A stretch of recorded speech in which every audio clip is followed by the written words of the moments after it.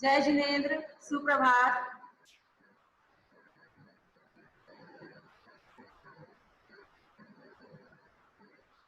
सोनू, कुशल, तैयार है पढ़ने के लिए? Yes ma'am. जय जिनेन्द्र, good morning ma'am. Good morning. आज हम पढ़ेंगे समास। कल भी हमने पढ़ा था समास, आज भी हम उसे पुनः दोहराएंगे। न्यू चैप्टर है, आप लोग को ध्यान से सुनना है, तब समझ में आएगा आप लोगों को। ठीक है, चलिए।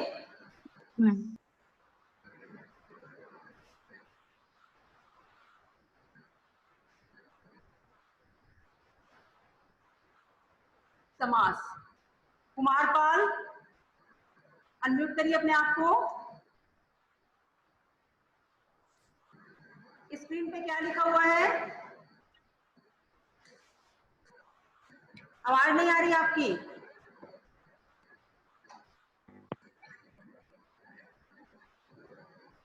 आपकी आवाज नहीं आ रही है?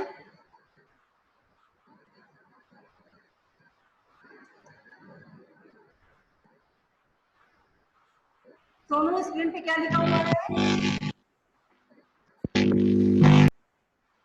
सोनू, स्क्रीन पे क्या लिखा बताएंगे आप?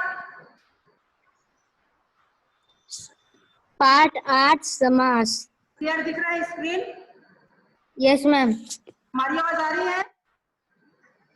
Yes ma'am. चलिए।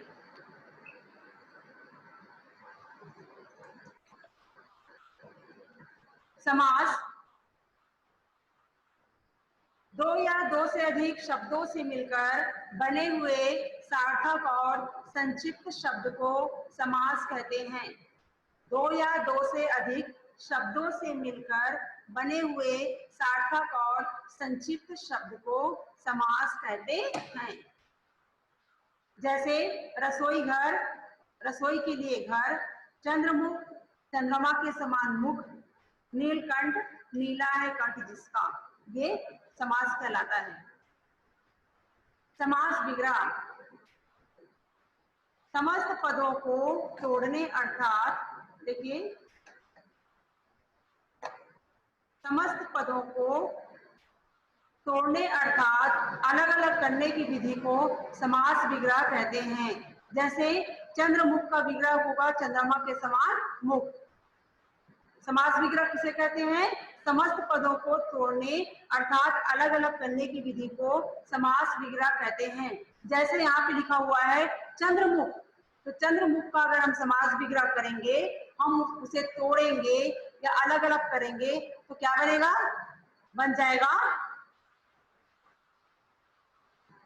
चंद्रमा के समान मुख। चंद्रमा के समान मुख।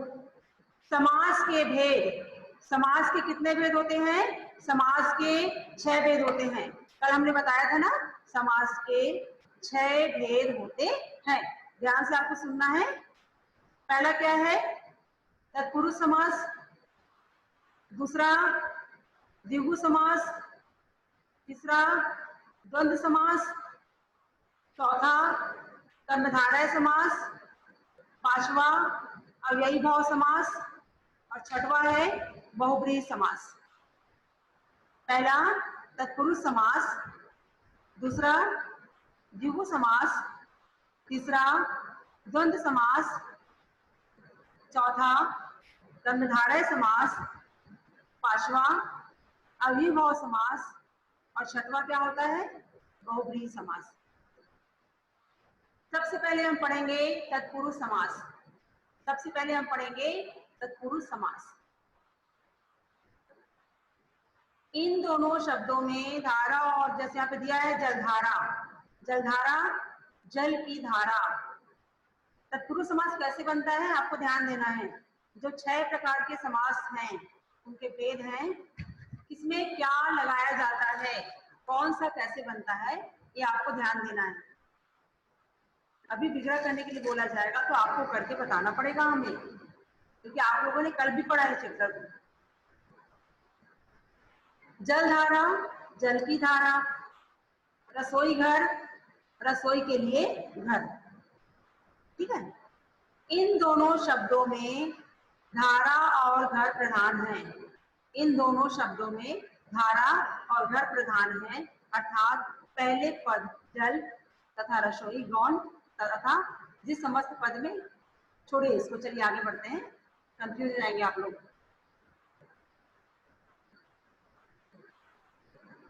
समस्त पद में पूर्व पद संज्ञा तत्पुरुष समास किसे कहते हैं? जिस समस्त पद में पूर्व पद संज्ञा अर्थात विशेषण, जिस समस्त पद में पूर्व पद संज्ञा अथवा विशेषण तथा उत्तर पद संज्ञा और प्रधान होता है, उसे तत्पुरुष समास कहते हैं।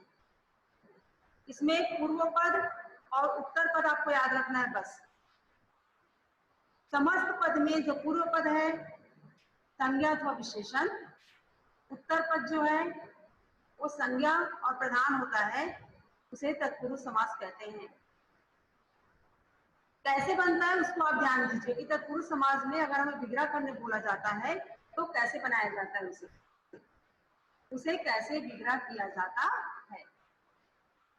स्वर्ग प्राप्त, स्वर्ग को प्राप्त, परलोक गमन, परलोक को गमन, को, से, के लिए, यह शब्द यूज होता है तत्पुरुष समास में। तत्पुरुष समास में को, से, के लिए, से, को, इस टाइप के शब्द उसमें प्रयोग किए जाते हैं। ठीक है। तत्पुरुष समास में जब हम विग्रह करते हैं तो वहां पे को, से या के लिए प्रयोग में लाया जाता है,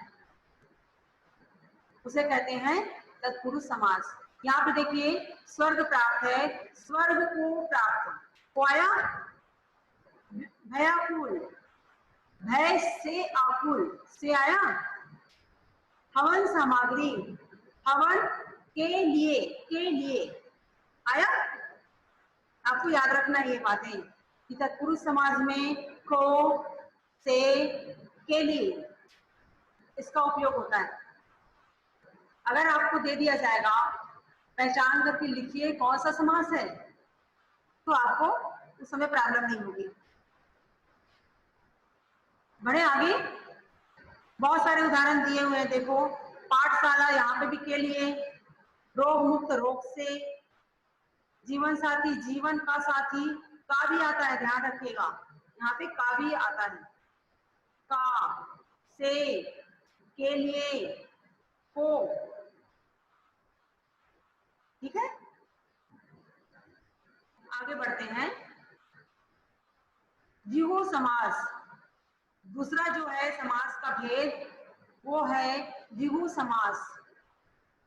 जिस समास में पूर्व पद संख्यावाची विशेषण हो, पूर्व पद संख्यावाची विशेषण हो और जिस समास में पूर्व पद संख्यावाची विशेषण हो और जिसके समस्त पद से समूह का बोध हो, जिसके समस्त पद से समूह का बोध हो, उसे द्विगु समास कहते हैं। जिस समास में पूर्व पद संख्यावाची विशेषण हो और जिसके समस्त पद से समूह का बोध हो, समूह का, बहुत सारे चीजों का बोध हो, उसे द्विगु समास कहते हैं। समूह का बोध हो, समूह लगा हुआ रहता है लास्ट में, समूह लगा हुआ रहता है, देखना आप लोग, एक उदाहरण दिया हुआ है। त्रिलोक, पहले आप देखिए त्रिलोक, त्रिलोक में लास्ट में क्या लगा है? समूह, तीन लोकों का समूह, समूह आया यहाँ पे। देखिए पूरे एग्जाम्पल, पूरे उदाहरण में देखिए समूह, समाहारा, लिखो, नोट करना, नोट कर सकते हैं आप, आपके लिए अच्छा रहेगा। द्विगु समास में क्या होता है? लास्ट में समूह लगा रहता है या समाहारा लगा हुआ रहता है, तो उसे कहते हैं द्विगु समास, उसे कहते हैं द्विगु समास। पहले तत्पुरुष समास में क्या क्या हमने प्रयोग किया था? को, का, के लिए, से तत्पुरुष समास में लगाया गया था। द्विगु समास, द्विगु समाज में लास्ट में समूह, समाहारा, ठीक है। उदाहरण देखिए, आपको समझ में आ जाएगा। त्रिलोक है, 3 लोकों का समूह का लगा हुआ है यहाँ पे। सब में देखिए, चौमासा में समूह लगा है, नवरत्न में नवरत्नों का समूह, चौराहा में 4 राहों का समूह, सतसई में 700 दोहों का समाहार, समूह। 2 चीजें याद रखनी है आपको, ठीक है। 2 चीजें आपको याद रखनी है। अब है द्वंद्व समास। द्वंद्व समास में क्या यूज होता है? देखिए, द्विगु और द्वंद्व में बच्चे बहुत कंफ्यूज होते हैं, इसलिए दोनों को आपको ध्यान से पढ़ना है। इसके पहले हमने पढ़ा था द्विगु, द्विगु में समूह, समाहारा, समाहार। द्वंद्व समास, द्वंद्व समास में देखो क्या लगा हुआ है, जिस समास में दोनों पद, पूर्व पद और उत्तर पद समान तथा प्रधान हो, जिस समास में दोनों पद, पूर्व पद और उत्तर पद समान हो दोनों, तथा दोनों प्रधान हो, दोनों समान रहते हैं और दोनों प्रधान होते हैं, उसे द्वंद्व समास कहते हैं, उसे द्वंद्व समास कहते हैं। उदाहरण देखिए, बीच में डैश लगा हुआ मिलेगा आपको, बीच में 2 शब्द के बीच में योजक चिन्ह लगा हुआ मिलेगा आपको, ये लगा है वो योजक चिन्ह कहते हैं ना इससे हम लोग। 2 जो लिखा रहेगा शब्द, उसके बीच में योजक चिन्ह लगा हुआ रहेगा। जब उसे आप विग्रह करोगे वो बनेगा और, पाप और पुण्य, पृथ्वी और आकाश, पाप और पुण्य, पृथ्वी और आकाश। आया समझ में? द्वंद्व समास क्या होता है? इसमें दोनों पद जो होते हैं वो समान होते हैं, प्रधान होते हैं, है ना, और विग्रह करने पर दोनों के बीच में और अथवा का प्रयोग होता है, उसे द्वंद्व समास कहते हैं। यहाँ पे हुआ है और हुआ है, देखिए उदाहरण और लगा है सबने, सीता राम है, सीता और राम, माता पिता, माता और पिता, देश विदेश, देश और विदेश, दाल रोटी, दाल और रोटी, दाल भात, दाल और भात। ठीक, सोनू कोई डाउट है आपको? बेटा अनम्यूट करिए, अनम्यूट करिए। कोई डाउट है आपको? Ma'am, yes ma'am. पूछिए। मैम, ये जो सब उदाहरण है वो सब कॉपी में लिख सकते हैं? आपको नोट्स मिलेगा, समाज का डलेगा पोर्टल में। बुक नहीं है आपके पास? मैम, ये सब लिख सकते हैं? हाँ, आप लिख सकते हैं, आपकी इच्छा, अगर आप लिखना चाहो तो नोट कर सकते हो आप। Yes ma'am. आप 2 उदाहरण नोट कर लीजिए ना, समझने के लिए, कि समझ में आ जाएगा आपको इसमें क्या। Yes ma'am. यहाँ तक समझ में आ गया? Yes ma'am. आगे ध्यान देना है आपको, बहुत बड़ी बात नहीं है। आप ध्यान दोगे किसमें क्या लगाया जाता है तो आराम से आप बना लोगे। समाज विग्रह करने के लिए आता है या समाज विग्रह करा हुआ रहता है, उसे आपको नाम लिखना पड़ेगा एग्जाम में, या आपको भेद लिखना पड़ेगा कि किसके कौन से भेद है, बस, और ज्यादा कुछ नहीं। Yes ma'am. चलिए देखिए, दाल भात, दाल और भात, दूध दही, दूध और दही, सब में योजक चिन्ह लगा हुआ रहता है बीच में, और जब हम इसका विग्रह करते हैं तो बीच में और लगा हुआ रहता है, तो उसे कहते हैं, कौन सा समास कहते हैं? उसे द्वंद्व समास कहते हैं। अब है चौथे नंबर का जो है वो है कर्मधारय समास। चौथे नंबर का जो समास है वो है कर्मधारय समास। जिस समास के दोनों पदों के बीच विशेषण विशेष्य, जिस समास के दोनों पदों के बीच विशेषण और विशेष्य अथवा उपमेय और उपमान का संबंध रहता है, वहां कर्मधारय समास होता है।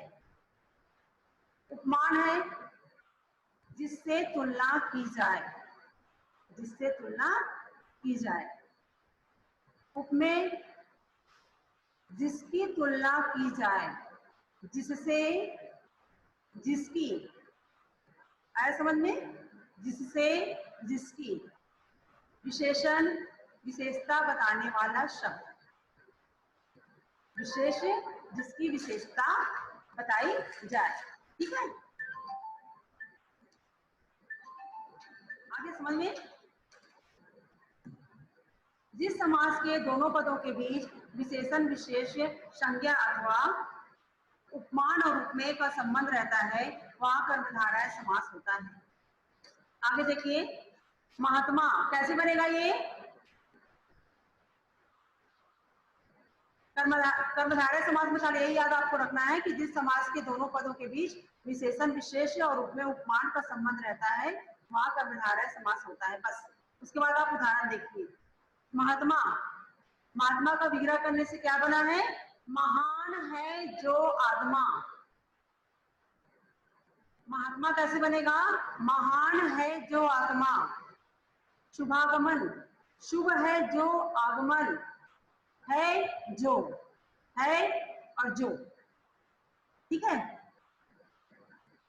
महान है जो आत्मा, शुभ है जो आगमन, प्रधान है जो अध्यापक, पीताम्बर, पीत है जो अंबर, ये बहुब्रीहि समास का उदाहरण है। समास विग्रह किया गया है। क्या क्या शब्द आया देखो। शुभ है जो आगमन, पीत है जो, है जो और के समान, है जो और के समान, के समान भी लगा हुआ है। पीताम्बर, पीत है जो अंबर, है जो, और यहाँ पे देखिए चंद्रमुख बनाना है आपको, तो चंद्रमा के समान, घनश्याम के समान, वचनामृत, अमृत के समान वचन, के समान और है जो, के समान और है जो का प्रयोग किया गया है। कौन से समास में किया गया है? बहुब्रीहि समास में किया गया है। ठीक है, देखिए बना हुआ है बहुत सारा। मृगलोचन मृग के समान, अग्नि के समान, क्रोधाग्नि का मतलब होता है अग्नि के समान क्रोध। वचनामृत में हमको उसका अर्थ लिखना पड़ता है, अमृत के समान वचन। कुसुम कोमल, कुसुम के समान कोमल। अब है अव्ययी भाव समास। अव्ययी भाव समास 5वें नंबर का समास है, वो है अव्ययी भाव समास।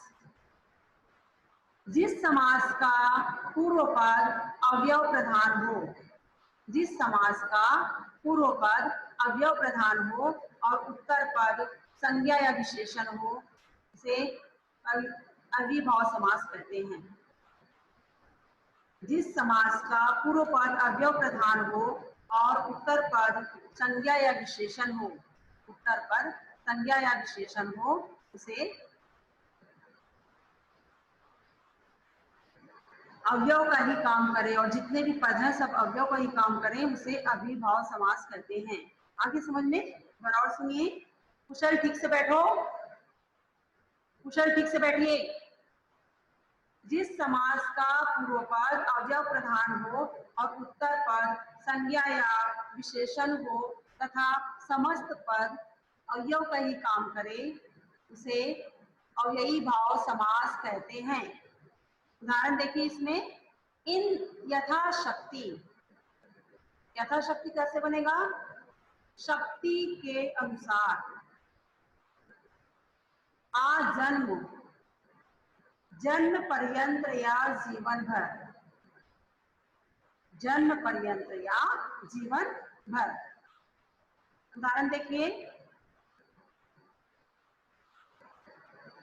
यथामति, मति के अनुसार, पल पल, हर पल, प्रतिदिन, दिन दिन, आप उसको प्रत्येक दिन भी लिख सकते हो। भर पेट का होता है पेट भर कर।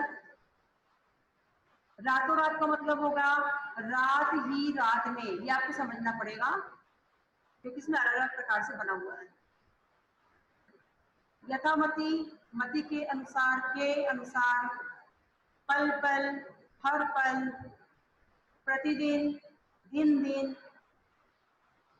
भर पेट, पेट भर कर, इस टाइप से बना हुआ है ये।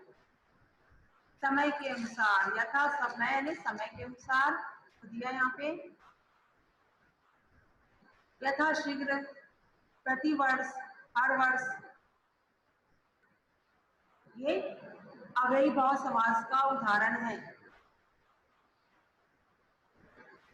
बहुव्रीहि समास, एक बात आपको ध्यान में रखना है कि बहुव्रीहि समास और द्वंद्व समास लगभग एक से बनते हैं, लेकिन जो बहुव्रीहि समास है उसमें लास्ट में बताया जा रहा है कि वो बात किसके लिए कहा जा रहा है। बहुव्रीहि समाज में लास्ट में बताया जा रहा है कि वो बात किसके लिए कहा जा रहा है, तो यही इसकी पहचान है। इसी से आप उसको पहचानोगे, इसी से आप उसको पहचानोगे कि द्वंद्व समास है कि ये बहुव्रीहि समास है। द्वंद्व समास में क्या होता है, द्विगु समास, द्विगु समास। द्विगु समास और बहुव्रीहि समास का एग्जाम्पल सेम होता है, लेकिन द्विगु में खाली बताया जाता है। जैसे द्विगु का एग्जाम्पल देखिए, त्रिलोक, 3 लोगों का समूह होता है, ठीक है। नवरत्न, नवरत्नों का समूह होता है, 3 कोणों का समाहार होता है। और इसका एग्जाम्पल देखिए आप, कर्मधारय समास देखिए, इससे पहले पढ़ाए थे कर्मधारय समास। ध्यान से आपको देखना है, ये जो कर्मधारय समास है इसका उदाहरण देखिए आप लोग। महात्मा, महान है जो आत्मा। शुभागमन, शुभ है जो आगमन। पीतांबर, पीत है जो अंबर। ये कर्मधारय समास का उदाहरण है। अब आप देखिए बहुव्रीहि का कैसे बनेगा, ऐसे ही बनेगा। जैसे आप पीतांबर है तो पीत है जो अंबर, उसमें भी ऐसे बनेगा। लेकिन बहुव्रीहि समाज में लास्ट में किसके बारे में बोला जा रहा है वो लिखा हुआ रहेगा, या आपको लिखना पड़ेगा। कर्मधारय समास और बहुव्रीहि समास थोड़े सेम है, लेकिन बहुव्रीहि समाज में किसके बारे में बोला जा रहा है इसका वहां पे लिखा हुआ रहता है। समझ में आ गया? इसको कर्मधारय को ध्यान से देख लीजिए। अब बहुव्रीहि समास पढ़ लेते हैं हम। जिस समास में पूर्व पद और उत्तर पद में से कोई भी पद प्रधान नहीं रहता, शुरू का 10 है और आखिरी का आनंद है, कोई प्रधान नहीं रहता इसमें। इसमें जो लास्ट में जिसके बारे में बोला जाता है वो प्रधान होता है। देखिए यहाँ पे दशानन, देखिए दशानन दिया हुआ है, 10 है आनंद जिसके, ये आपको कर्मधारय में भी मिला था। लेकिन आगे यहाँ पे क्या लिखा है, अर्थात रावण, अर्थात रावण। हमें पता है कि 10 सिर किसके होते हैं, 10 सिर रावण के होते हैं। दशानन 10 है, आनंद, आनंद का मतलब सिर होता है जिसके, अर्थात रावण। ये आपको लिखना पड़ेगा पूरा। अगर बहुव्रीहि समास आप बना रहे हो तो पूरा आपको लिखना पड़ेगा, और कर्मधारय समास बना रहे हो तो 10 है आनंद जिसके, बस। आगे समझ में। नीलकंठ, नील है कंठ जिसका, समझ में आ जाता है किसका है, शिव का। नीलाकंठ किनका है, भोले बाबा का होता है ना, गला, गला विष्पी कहते ना वो, तो नीले कलर का हो गया था ना उनका गला। चक्रपाणी, किनके हाथ में चक्र रहता है, कौन से भगवान है जिनके हाथ में चक्र रहता है, विष्णु, विष्णु भगवान। तो चक्रपाणी, चक्र है, पाणी, पाणी यानी हाथ होता है, में जिसके, जिसके हाथ में चक्र है अर्थात विष्णु। तो पूरा आपको बनाना पड़ेगा। अगर आपको चक्रपाणी यहाँ पे दे दिया गया और आपको बोला गया कि आप इसका समास विग्रह करिए और समास का नाम लिखिए, तो आपको ऐसा बनाना पड़ेगा और उसके साइड में आपको समास का नाम लिखना पड़ेगा। इसलिए आपको ध्यान देना है कि कौन सा कैसे बनेगा। सहस्त्र बाहु, सहस्त्र यानी 1000 होता है, बाहु है जिसकी अर्थात देवता। हजारों हाथ किसके होते हैं, भगवान के होते हैं ना, अर्थात देवता विशेष।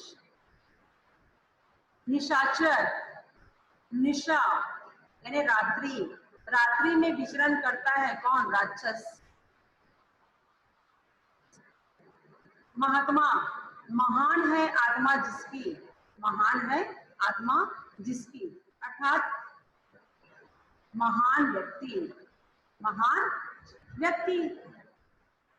आया समझ में?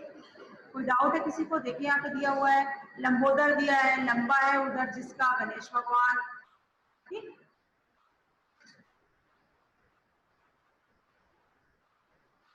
लंबोदर, लंबा है उधर जिसका अर्थात गणेश। पंचवटी 5 वट है जहां अर्थात स्थान विशेष का नाम है ये। चंद्रशेखर, शिखर यानी मस्तक होता है, पर चंद्र है जिसके अर्थात शिव। महावीर, महान वीर है जो अर्थात हनुमान, हनुमान को महावीर के नाम से भी जाना जाता है। महावीर हनुमान बोलते हैं हम उनको, हनुमान भगवान को महावीर हनुमान भी बोला जाता है। आगे समझ में आप लोगों को यहां तक?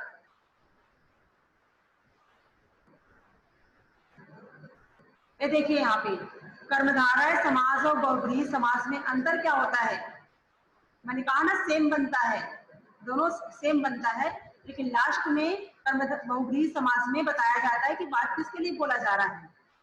बच्चे दोनों में कंफ्यूज होते हैं, कर्मधारय समास और बहुब्रीहि समास में बच्चे बहुत कंफ्यूज होते हैं, आपको दोनों को ध्यान से समझना है। कर्मधारय समास और बहुब्रीहि समास में अंतर। कुछ समस्त पद एक और एक से समास भेद में आ सकते हैं। उदाहरण में दिया है यहाँ पे, देखो महावीर, महान है जो वीर, महावीर महान है जो वीर खाली बना है तो ये कर्मधारय समास है। समझ में आ गया? महान है जो वीर खाली बोला जा रहा है तो समझ में आ गया कि ये कर्मधारय समास है। और यहाँ लिखा है महान वीर है जो अर्थात हनुमान, तो आप समझ जाना कि हनुमान भगवान के बारे में बोला जा रहा है, मतलब ये बहुब्रीहि समास है, ये बहुब्रीहि समास है। नीलकंठ है, दोनों का एग्जाम्पल है नीलकंठ। कर्मधारय में भी आपको नीलकंठ आ गया और बहुब्रीहि में भी आपको नीलकंठ आ गया, और आपको बोला गया कि आप इसका समास विग्रह कीजिए। हमने एग्जाम्पल में आपको नीलकंठ दे दिया और हमने कहा आपसे कि आप इसका कर्मधारय समास और बहुब्रीहि समास में समास विग्रह कीजिए। आपको दोनों बनाना है और दोनों सेम बनता है। कैसे बनाओगे आप? देखो, जैसे यहाँ पे नीलकंठ है तो आप नीलकंठ को, नीला है जो कंठ आप लिखोगे तो बन जाएगा कर्मधारय समास। उसी को आप कैसे लिखोगे? नीला है कंठ जिसका अर्थात शिव, तो वो बन जाएगा बहुब्रीहि समास। आगे समझ में? अब देखिए इसको, वैसी महावीर बना था यहाँ पे, महान है जो वीर खाली बना हुआ है तो वो कर्मधारय समास हो गया, और महान वीर है जो अर्थात हनुमान, वो बहुब्रीहि समास। सोनू कोई डाउट है? अनम्यूट करिए, अनम्यूट करिए। कोई डाउट है? कोई डाउट नहीं है आपको? आ गया समझ में? बना लोगे? चलिए, शौर्य, कोई डाउट है आपको बेटा? मैम, आप परमिशन क्यों ले रहे थे हमको स्क्रीन पे लिखने के लिए? स्क्रीन पे लिखने के लिए आप परमिशन क्यों ले रहे थे? आपको क्या लिखना है स्क्रीन पे? आपको कुछ लिखना है क्या स्क्रीन पे? बेटा इस टाइप से हरकत मत कीजिए।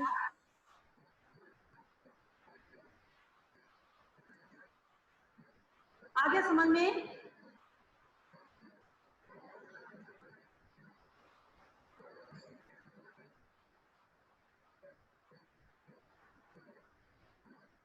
देखिए एग्जाम्पल शुरू से देखिए, दिखा रहे हैं किसका कौन सा उदाहरण है। देखिए, दो या दो से अधिक शब्दों से मिलकर बने हुए सार्थक और संक्षिप्त शब्दों को समास कहते हैं। रसोई घर, रसोई के लिए घर, चंद्रमुख, चंद्रमा के समान मुख आदि। फिर समास के भेद होते हैं 6, तत्पुरुष समास, द्विगु समास, द्वंद्व समास, कर्मधारय समास, अभिभाव समास और बहुब्रीहि समास। ठीक है, देखिए इसका तत्पुरुष समास का उदाहरण को आता है, को, से, के लिए, को, से, के लिए। ठीक है। द्विगु समाज में समूह, समूह और समाहार, समूह और समाहार, समूह और समाहार यहाँ पे बनाने के समय, समास विग्रह करने के समय प्रयोग किया जाता है। ठीक है। अब द्वंद्व समास, द्वंद्व समास बहुत इजी है, आराम से आप पहचान लोगे।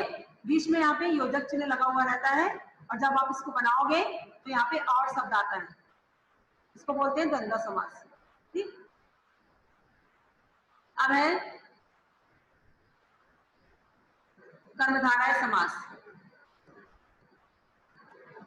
कर्मधारय समास बताए थे भी आपको हम, महात्मा है तो महान है जो आत्मा, कल इतना ही आपको लिखना है जो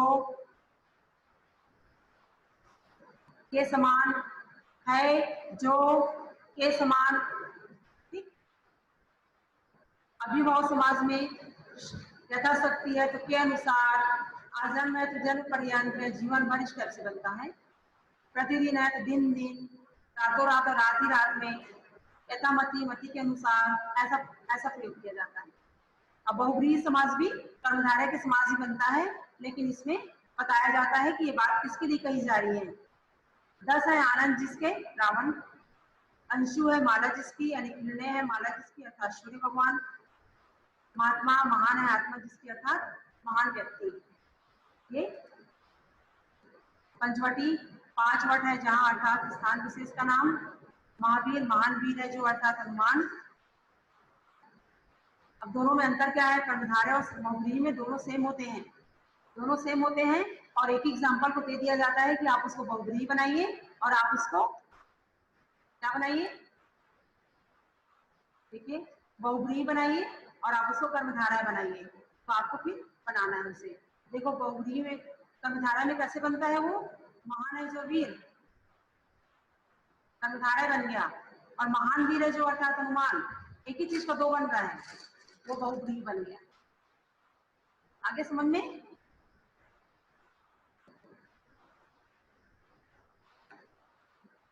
शौर्य, कोई डाउट है आपको, अनम्यूट करिए। कोई डाउट है आपको, अनम्यूट करिए। मैम इसके पीछे वाला मैं देखना भूल गया था, मेरे को देखना है वापस। कौन सा? मैम इसके पहले जो आप किए थे ना, उसमें थोड़ा डाउट था। कौन से समाज में, नाम बताओ। मैम और सीता और राम वाले में ये इसमें, मैम ये वाला ये दशानन मतलब। दशानन, 10 है आनंद जिसके, आनंद का मतलब सिर होता है, तो 10 है आनंद जिसके, अर्थात रावण। आपको अर्थात रावण में लिखना पड़ेगा। अगर आप 10 है आनंद जिसके लिखोगे तो वो कर्मधारय समास बन जाएगा, बहुब्रीहि समास नहीं कहलाएगा। 10 है आनंद जिसके, अर्थात रावण आप लिखोगे तो बनेगा वो बहुब्रीहि समास। ठीक है। तानी, कोई डाउट है आपको, अनम्यूट करो बेटा। तानी अनम्यूट करिए। No ma'am. आ गया समझ में। आप लोग को आर्ट इंटीग्रेशन करने के लिए बोला गया था। आर्ट इंटीग्रेशन में आप लोग का टॉपिक है पाठ 7 साथ ही हाथ बढ़ाना। ध्यान से सुनिए, पाठ 7 साथ ही हाथ बढ़ाना। तो इसमें आप पाठ का नाम नहीं लिखोगे, आप खाली टॉपिक लिखोगे साथ ही हाथ बढ़ाना। आप इसमें पोस्टर बना सकते हो, सुंदर सा सॉन्ग आप भेज सकते हो, या पोस्टर में आप डायग्राम बना सकते हो कि मिलजुल कर कार्य करने से क्या होता है। इस टाइप से आप बना करके भेज सकते हो। टाइम है आप लोग के लिए 8 दिन का टाइम दिया गया, 1 वीक का। नेक्स्ट जब क्लास होगी हमारी तब तक आ जाना चाहिए हमारे पास। ठीक है। किसी प्रकार से आप इसको बना सकते हो, जो आपके दिमाग में आता है, जैसे आप करना चाहते हो, कितना अच्छा आप कर सकते हो। आप डायग्राम बना सकते हो, एकता के विषय में डायग्राम बना सकते हो, सॉन्ग आप भेज सकते हो, या सुंदर सा आप लिख करके भेज सकते हो। जैसा भी आपको करना हो आप कर सकते हो। ठीक है। आगे समझ में। चाहत, कोई डाउट है आपको, अनम्यूट करो अपने आप को। No ma'am. समझ में आया समास? Yes ma'am. अब आप लोग से पूछा जाएगा तो आप लोग आंसर दीजिएगा। किसी को डाउट है? अरिहन, आया समझ में? अनम्यूट करो। मैम समाज के 4th 5th 6th ये जो है हाँ वो समझ नहीं आया। 4th 5th और 6th हाँ ठीक है। समझ नहीं आए। हाँ, और आर्ट इंटीग्रेशन है, पता है आपको, उसमें आपको पार्ट साथ ही हाथ बढ़ाना लेकर के चलना है। उसमें आप पोस्टर बना सकते हो, या आप सुंदर सा सॉन्ग गा के भेज सकते हो, या आप एकता के ऊपर से मिलकर कार्य करने से क्या होता है इसके बारे में आप दूसरी कविता भी लिख के भेज सकते हो। जैसा आपको करना हो, जैसा आप लोग को ठीक लगे आपको करना। मैम किसमें भेजना है?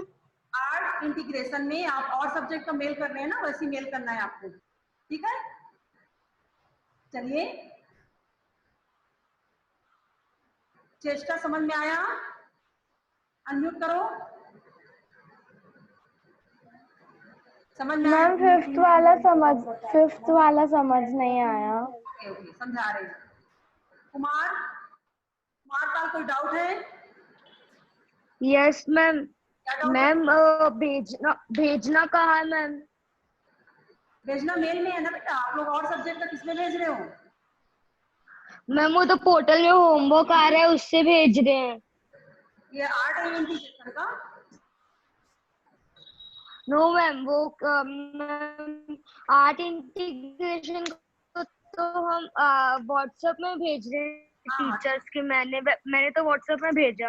हाँ ओके ओके, ठीक है। तो मैम आपका नंबर आपको मिल जाएगा।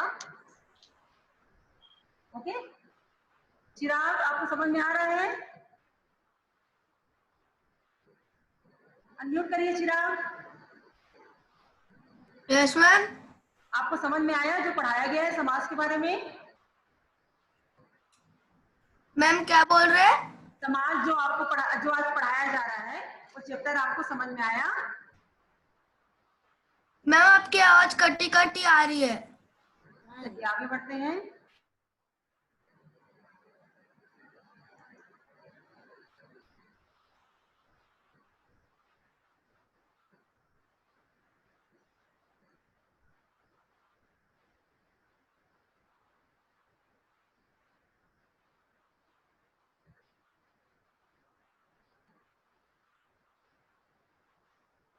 तत्पुरुष समाज, ये तो पता है आप लोगों को कि समाज के 6 प्रकार होते हैं। कौन कौन से होते हैं हमने बताया आपको।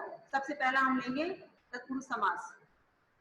तत्पुरुष समाज में देखिए उदाहरण में क्या होता है। स्वर्ग प्राप्त है तो को आता है बीच में। स्वर्ग को, परलोक को, गिरा को, से, द्वारा, के लिए।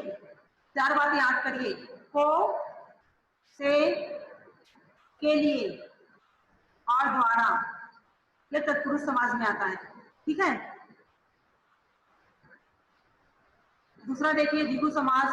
द्विगु समाज में आता है त्रिलोक, 3 लोगों का समूह। समूह और समाहार। समूह बनाने के समय समूह आएगा और समाहार आएगा, तो आप पहचान लेना कि ये द्विगु समाज का उदाहरण है, ठीक है। थर्ड है द्वंद्व समास, सबसे इजी समास। आपको एग्जाम्पल में कंफ्यूज होने की जरूरत नहीं है। पाप, पुण्य, पृथ्वी, आकाश, अन्न, जल, भीम, अर्जुन, बीच में डेश लगा हुआ रहता है, योजक चिन्ह बोलते हैं। तो आपको और लगा करके उसको बनाना है, ठीक है। आगे समझ में, आगे बढ़ते हैं। कर्मधारय समास। कर्मधारय समास भी बहुव्रीहि समास के जैसे ही बनता है, लेकिन इसमें नाम नहीं लिखा हुआ रहता। महात्मा, महान है जो आत्मा, प्रधान अध्यापक, प्रधान है जो अध्यापक, खाली यहीं तक हुआ है।